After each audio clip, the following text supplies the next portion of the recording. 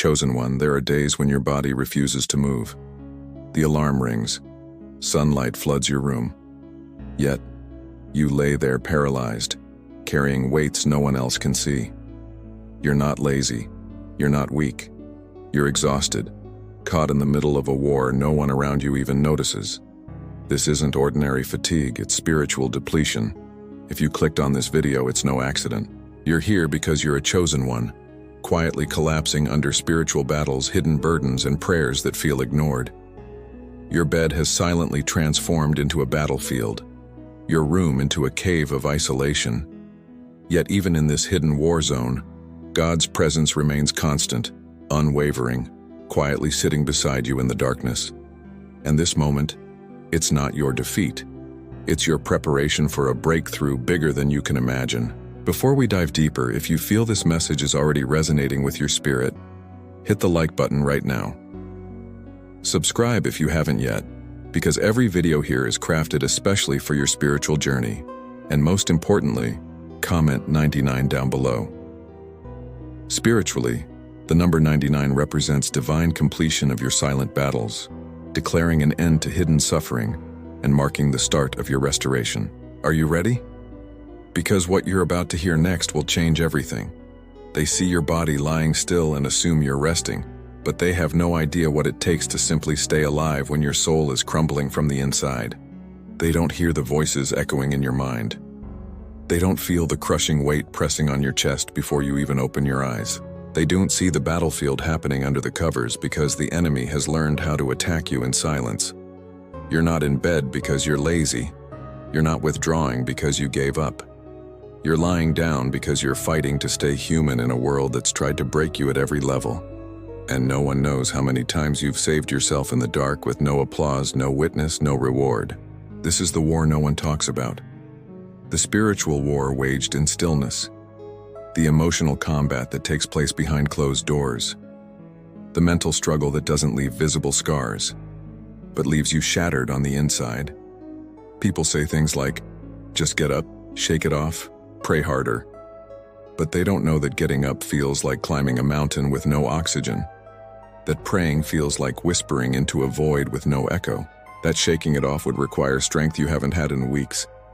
You've become a master at hiding it, smiling when you're internally screaming, functioning when you feel like fainting, showing up when every fiber of your body wants to disappear. But what they call weakness, heaven calls resistance. What they mistake as avoidance, heaven sees as warfare. Because here's what most don't realize. Chosen ones don't always fight with swords. Sometimes your greatest weapon is the decision to stay alive one more day, to breathe again tomorrow, to not answer the darkness when it calls your name. And even when your body doesn't rise, your spirit refuses to die. There are battles that happen without motion, victories that occur without noise, miracles that are born in moments of complete stillness. And if you're hearing this, it's because you've already survived the kind of nights that would have crushed most people. But don't get comfortable yet, because in the next few moments, you'll discover why this war is so personal and what it's trying to keep you from stepping into. And once you see that, you'll never look at your exhaustion the same again. Keep watching. Something's coming, and it's not what you expect. They told you that if you had enough faith, you wouldn't feel like this. That if you really trusted God, you wouldn't be lying there numb, confused, detached. They made you believe that spiritual strength means smiling through the storm, praying without pause, and rising without hesitation. But that's not the truth. That's performance. And what you're going through is not a lack of faith. It's a sign that you've been standing on the front lines of a spiritual war for too long without backup. Let me say it clearly. Even the anointed get tired. Even the cold collapse. Even those marked by heaven cry out in silence when no one is watching. Do you remember Elijah? The prophet who called down fire from heaven ended up hiding in a cave, begging God to take his life. Jeremiah. He wept so much they called him the weeping prophet. And Jesus, yes, even Jesus, the Messiah himself, felt so pressed by the weight of his assignment in Gethsemane that his sweat turned into blood. So, what makes you think that your fatigue disqualifies you? What makes you believe that just because you're tired, you're no longer chosen? Let me break that lie right now. Your fatigue doesn't make you weak. It makes you real. It makes you human. It makes you honest before God. You've been holding it together for so long, praying for others while no one prays for you. Showing up strong for people who would never carry you in return. Answering calls, wiping tears, encouraging souls, while your own spirit has been slowly unraveling. This is the hidden exhaustion of the chosen. And it's not because you're doing something wrong, it's because you're carrying something sacred. Chosen ones aren't just born with purpose, they're forged through pressure. You've been stretched, drained, pushed to your limit. Not because you're weak, but because God trusted you with something that can't be carried by the average.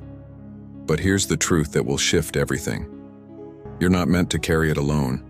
Even Jesus needed someone to help him carry the cross. So why are you still trying to prove your strength by suffering in silence? That exhaustion you feel, it's not failure. It's an invitation to slow down, to let go, to stop pretending you're fine when you're bleeding behind the scenes, to crawl into the arms of the one who knows you're tired and doesn't shame you for it. Because there's a kind of rest the world can't offer. There's a peace that doesn't come from closing your eyes, but from finally laying down what was never yours to carry alone. And once you surrender, once you stop trying to earn your worth through performance, something inside of you shifts. But don't get it twisted. That shift doesn't always come with fireworks. Sometimes it comes in a whisper, in a sigh, in the sacred silence between breakdown and breakthrough. And in the next part of this message, I'll show you where your real enemy is hiding. It's not always outside. Sometimes it's the voice inside your own mind. And once you recognize it, the battle changes. Don't miss this next part. Your freedom is closer than it feels. For most people, a bed is a place of peace, a sanctuary of rest, a place where the body shuts down and the mind lets go. But for you, the chosen one, the bed has become something else entirely. It's not just a mattress. It's not just sheets and pillows. It's a war zone. Because when the world finally goes quiet, that's when they start speaking. The demons don't shout. They whisper. Whispers that sound like your own thoughts. You're not enough. You're falling behind. You're a burden. God's forgotten you. And lying there in the stillness with the lights off and your heart racing, those whispers don't feel like lies. They feel like truth. It's in bed that fear grows teeth, where depression drapes itself over your chest like a weighted blanket, where the silence is so loud it drowns out every scripture you've ever memorized.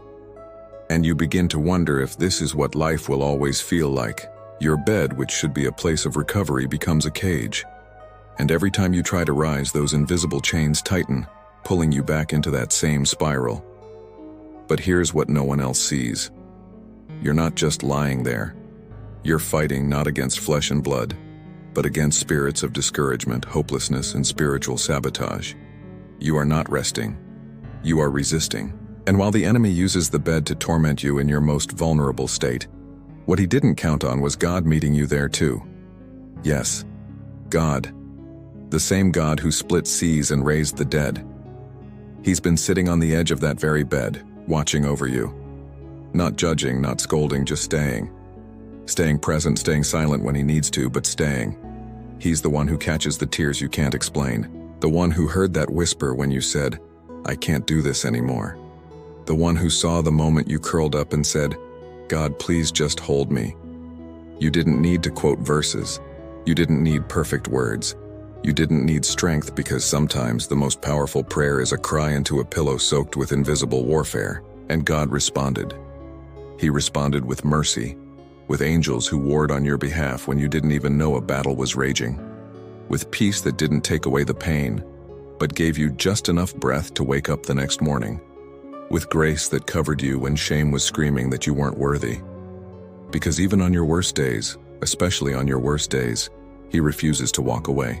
This is not just your bed, it's your altar, it's your battleground, it's your proof that you can survive the nights when darkness surrounds you, and your purpose still calls your name. Because here's the twist no one tells you. The place where the enemy whispers the loudest is often the same place where your purpose is being forged in silence. So don't underestimate the war that happens between the sheets. Because what looks like isolation is often initiation. And in the next part, we'll go even deeper into the reason your soul feels things others can't explain, and why what you sense may be the very clue to unlocking what you're destined to become. Stay with me. Your sensitivity is not a curse. It's a spiritual key. You've walked into places and instantly felt the shift. No one said a word. No one gave you a look. But something changed. The room felt heavier, the air thicker, your chest tighter. And you couldn't explain why because no one else noticed. But you did. You've had days where you woke up with a weight that didn't belong to you, sadness that wasn't yours, anxiety that came out of nowhere, emotional waves that hit without warning, and you wondered, what's wrong with me? But let me speak a truth that will pierce through your confusion. There is nothing wrong with you. You're not too sensitive, you're not overreacting, you're spiritually wired, built by God to feel what others can't even see. And that kind of gift, it doesn't come without a cost. You weren't called to walk in crowds unnoticed. You were designed to move through atmospheres and shift them without saying a word. To feel the oppression in someone's soul before they even admit they're hurting. To detect deception behind polished smiles, to sense danger before it arrives. To absorb spiritual signals that others ignore. That's why you can't tolerate surface-level conversations anymore. Why you're drained by small talk. Why you crave depth, silence, truth. And why certain people suddenly feel unbearable to be around. You were never meant to blend in. You were made to perceive what's hidden. But with that perception comes a unique type of pain. Because when you feel too much, you carry burdens that were never yours to begin with. You mourn over what others mock. You pray for people who curse you. You cry for those who'd never cry for you. And sometimes you isolate not because you're broken, but because you're overwhelmed by everything your spirit has picked up in the noise. This is why rest doesn't always fix you. Because sleep doesn't clear spiritual downloads. Only presence does. Only time with God quiets the overload because He's the only one who understands the language of your sensitivity. You are not emotionally unstable. You are prophetically tuned. You hear heaven louder. You notice spiritual attacks faster. You feel divine grief when others are still distracted by gossip and entertainment. And the enemy knows if he can make you believe your sensitivity is a weakness, you'll silence your discernment. You'll numb your awareness. You'll start believing the lie that you're just too emotional to be effective. But here's the truth. Your sensitivity is your signal. It's how heaven speaks through you. It's how angels warn you. It's how the Spirit leads you to places others avoid. You were never called to be ordinary. Ordinary people don't feel the shift in the air. Ordinary people don't wake up weeping for nations. Ordinary people don't cry out for souls they've never met. You are spiritually awake, spiritually charged, spiritually dangerous to the kingdom of darkness. And yes, it's exhausting. Yes, it's lonely. Yes, you feel misunderstood more often than not. But it's part of your design, part of your assignment, part of what makes you unstoppable when you finally own it. So the next time someone says you're too sensitive, smile, because what they see as sensitivity, heaven sees as a divine instrument of spiritual perception. And in the next moment of this message, we'll uncover the final secret war you've been fighting, the one that attacks not just your strength, but your very desire to keep going. And once you understand why that war has intensified lately, you'll never question your worth again. Keep watching because the most dangerous part of your journey is also where your greatest power is about to rise. Let's talk about the part no one dares to mention. The moment you've rehearsed in silence but never had the courage to speak aloud. That thought, that deep hollow ache that says, what if I just disappeared? Not out of drama, not to get attention, but because everything feels too loud, too heavy, too much. You fantasized about silence, not peace, but absence, not healing, but vanishing. There were days when even breathing felt like a burden, when your name felt foreign in your own mouth, when the world kept spinning and you just wanted to pause everything and step out. But hear this, that urge doesn't make you broken. It doesn't make you ungrateful. It doesn't make you weak. It makes you human. A human being who's been carrying God-sized weights on a soul that's been bleeding in secret. You've been the strong one, the one who holds others together while falling apart internally, the one who shows up, smiles, delivers, uplifts, while screaming for someone to notice that you're not okay, and the truth. You got tired not because you're undisciplined, but because you've been alone in the fight for far too long. Spiritual isolation is real, and it's especially intense for the chosen, because your battles are too sacred to be explained. Your burdens too divine to be carried by just anyone. You don't just fight for yourself. You fight for generations. You fight for legacies. You fight for things people mock because they have no idea what it costs to carry a mantle like yours. And in that exhaustion, the enemy waits. He doesn't need to destroy you. He just wants you to walk away from your own destiny. But even when everything inside you screamed to let go, even when quitting felt like the only mercy left, something flickered, a whisper, a breath, a pulse in your spirit that wouldn't die. It didn't shout. It didn't force.